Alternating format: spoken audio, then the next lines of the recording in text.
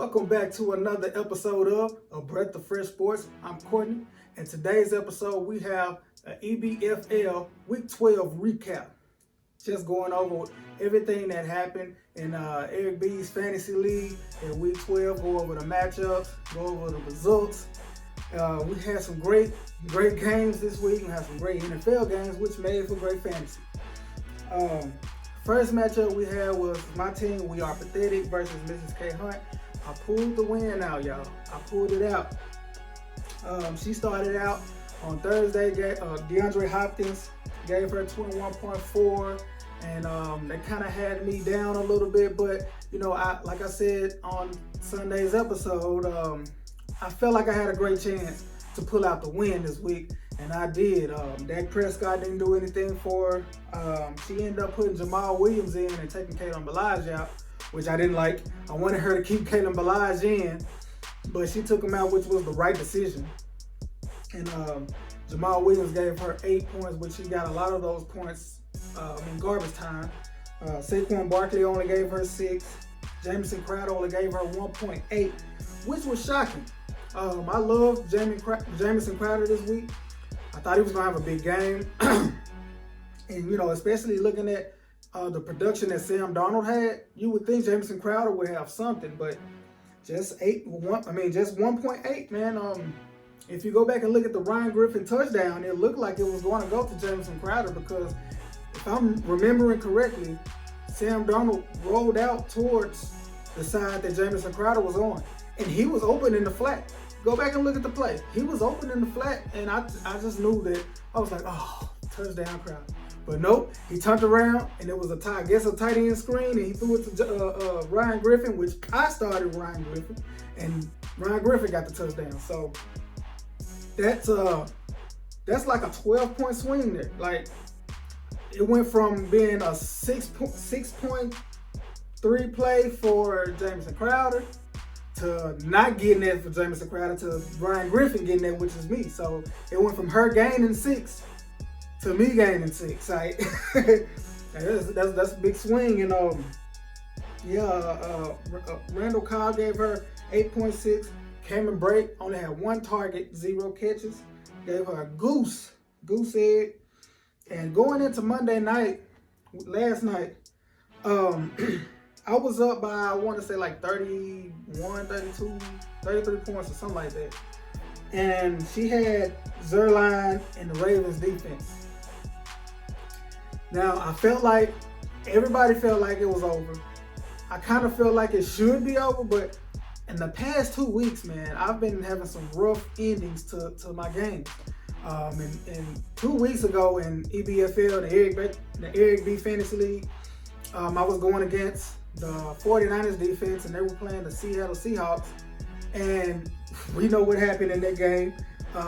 Seattle, in our league, the defense get a 5-point bonus if you hold them under 100 yards, hold offense under 100 yards, and a 3-point bonus if you hold your offense under 200 yards. So at this time it was in the fourth quarter, Seattle had 185 yards. So they were 15 yards away from knocking 49ers defense down 3 more points. I was already up by 3. And all I needed then was get 15 more yards and continue to drain the clock out. Maybe go score another touchdown or a field goal, whatever. And the sack, fumble, touchdown happened for the 49ers. And that's it. I lost. That's how I lost. I ended up losing by like 5 or something. I can't remember exactly, but yeah, that's how I lost. And last week in the show league, which I'm gonna go over some things in the show league as well. In the show league, Fresh Sports Fantasy League, last week I was going against the 49ers defense again, and this one was worse. The 49ers got that defensive touchdown off of the last play of the game when the offense is just trying to lateral the ball around, and then there was a fumble. 49ers recover, run into the end zone, touchdown. I lose by 5. What a terrible way to lose. But with that being said, that's why I went into last night. I'm like, look, it's not over until it's over. 0 seconds is when it's over. I'll say good game then. But I end up pulling the win out, won 86.74 to 72.68. Now I'm 5-7. I'm still trying to push for the playoffs. I need a couple people to lose, and of course I need to win. and I'll be in. Next matchup, we had the Legion of Goons versus Zeke's crew, formerly known as Zeke and Coop Combo. And yeah, man, this matchup, it was weird because Zeke's crew, he had 1, 2, 3, 4, 5, 6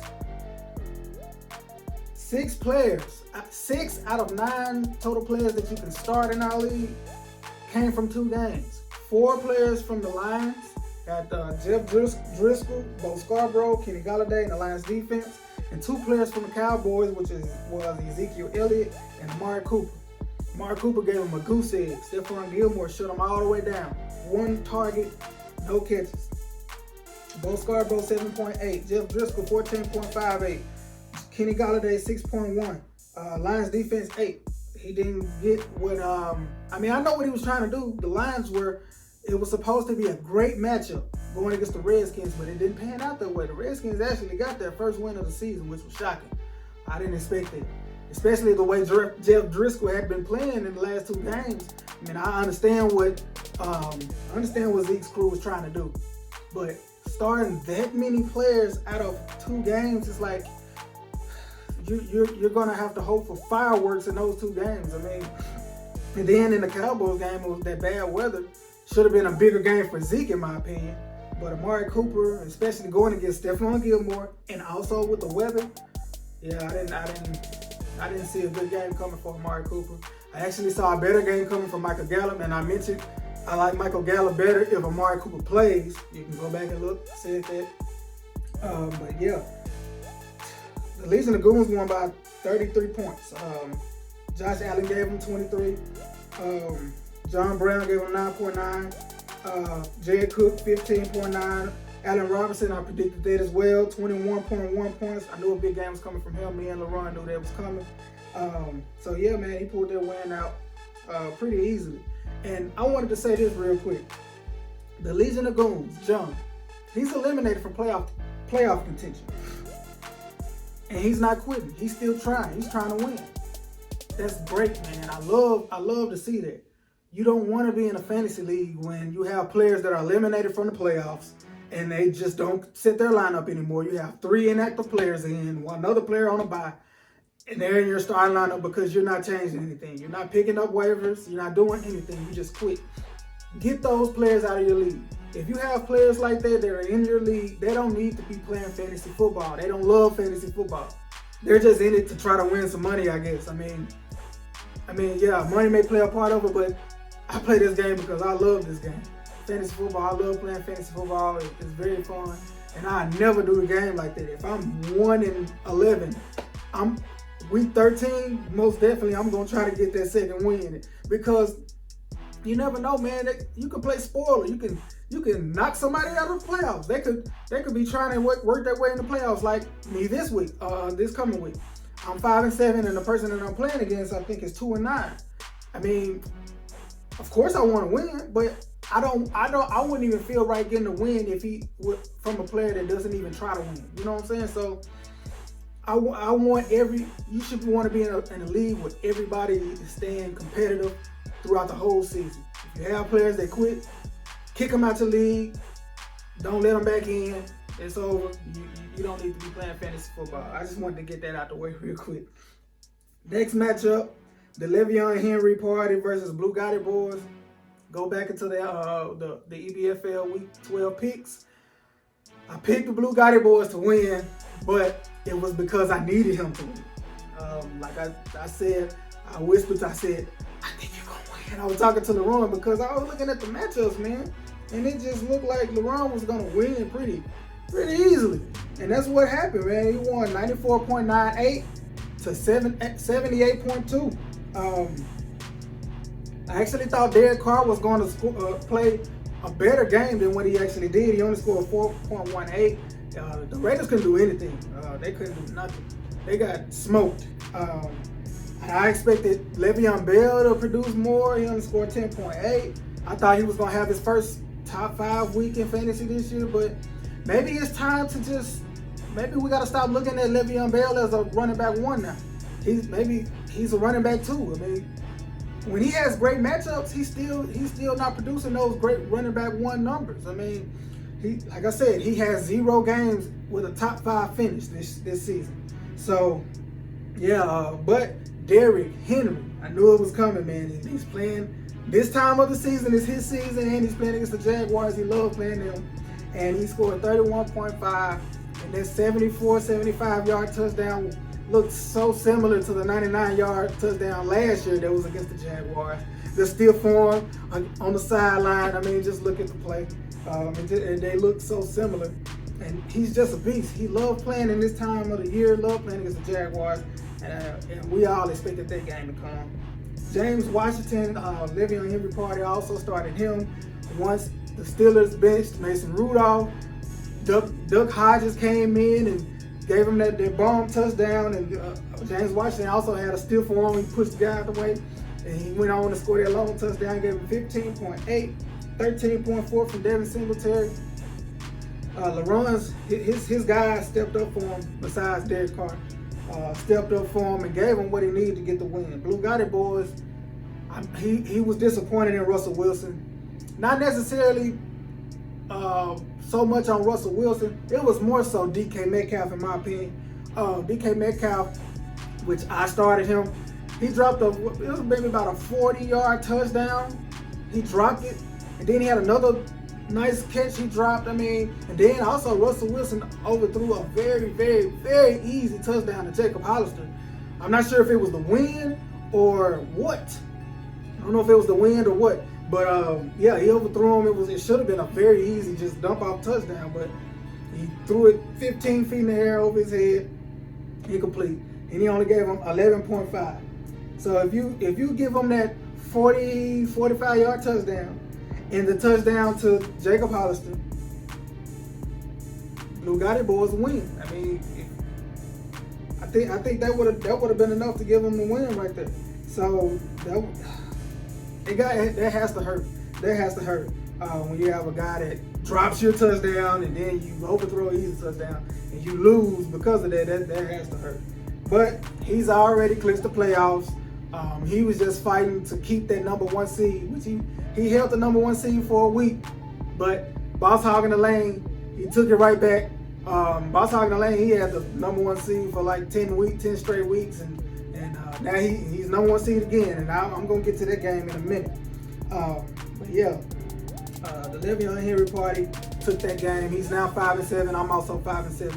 He owns a tiebreak over me, so I need him to lose this week, and I need another team to lose as well for me to get in. Now this game was the game of the week. Boss Hog in the Lane versus Underdog. Going into Sunday night's game, Boss Hog in the Lane was down by, I want to say 50 points. I think it was like 97 to 44. So 53 points. But he had George Kittle, which, it could have been iffy with him. You never know how healthy he was, but he had George Kittle, Emmanuel Sanders, and the 49ers defense in that Sunday night game. And the Underdog had Aaron Jones. So it really didn't look good for Boss Hog in the Lane. And Aaron Jones only put up 3.8, and we know what George Kittle did. Beast. 20.9 in our scoring format, 20.9 fantasy points. 49ers defense gave him 14. Emmanuel Sanders only gave him 1.5.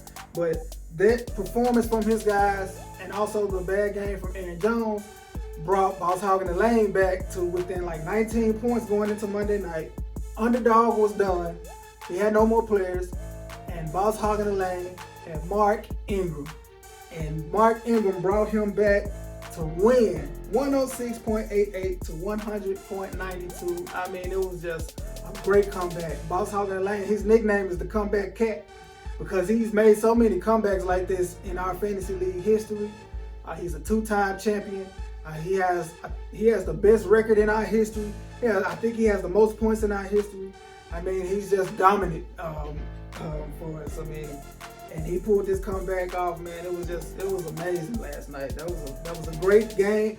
Well, it really wasn't a great NFL game. It was just great to see Lamar Jackson produce the way he did. I love watching that guy play. And these fantasy games were just simply amazing. Next game was Welcome to Hollywood versus Magnificent 9. Welcome to Hollywood smoked Magnificent 9, 138.52 to 97.9. Both of these guys were coming into the week 5 and 6. I owned the tiebreaker over both guys, so it really didn't matter which one lost. I thought that Magnificent 9 was gonna pull it off, man, because he has some good players in, some good matchups. And Sam Darnold versus the Raiders, gave him 32.2. Jonathan Williams gave him 20.1. Then he had Julio going against the Bucs. I thought that was going to be great. He had Marvin Jones going against the Redskins. I thought that was going to be better than what it was. Gave him 4.6. Had the Browns defense going against the Dolphins. They only gave him 8. Man, he scored 97.9, which is not terrible. It's not a PPR league. It's standard, so it's not terrible. But 138.52 from Welcome to Hollywood, there's nothing you can really do. 30 points from Jameis Winston, 27.9 from Leonard Fournette, 15.1 from Zach Ertz, 28.8 from Jarvis Landry, 12 from his defense, Steelers defense. He was just producing all over the place, man. And he got the win. Now he's at 6 and 6. He win, he's in. He's in the playoff if he win, or if I lose, LaRon or Michi, either one of us. If one of us lose, then he's in no matter what. Next matchup we have, which is the final matchup, was another blowout. Hurricanes, which is Erric, smoked Quickie, 124.26 to 64.04. There was no contest. He had Lamar Jackson last night. Lamar Jackson is an MVP frontrunner right now. He's the first quarterback in NFL history in his Monday Night Football debut to throw for 5 passing touchdowns. The guy's just putting up beastly numbers right now. It's just simply amazing what he's doing out there on the football field. Scored 46.26 fantasy points in our scoring format. And to be honest, he could have scored more because I expected more from Josh Jacobs. He scored 3.6. Chris Godwin, oh my goodness. 32.4, all those yards and those 2 touchdowns, those crazy catches he had.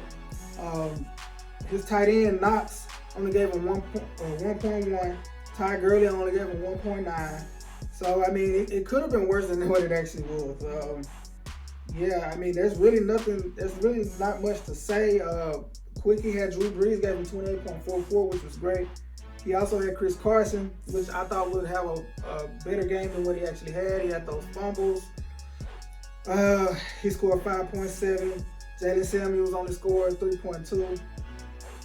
He started Demaryius Thomas, which Demaryius Thomas looked like he had a touchdown, but they reviewed it and called offensive pass interference and brought the touchdown back, so he only scored 2.2. Calvin Ridley gave him a good game with 16. Jimmy Graham only gave him 0.7, which really he should have had more because that play that they call incomplete really should have been a catch, but they didn't challenge it, so it was incomplete. 1 catch, 7 yards. Philip Lindsay gave him 6.8. Mason Crosby gave him a goose egg. And his defense, he played the Jaguars, and they gave him 1. His players did not produce for him, man. 64.04 points. That was the final matchup in EBFL. It was that Boss Hog and the Lane versus Underdog. That comeback is pretty much the main reason why I'm doing this recap. That was just simply amazing. That was one of the most entertaining comebacks. That was the game of the year. That was the most entertaining comeback I've seen in a while in fantasy. That was our final matchup. Appreciate you for sticking with me this far. Don't forget to like and subscribe. Hit that notification bell. And until next time.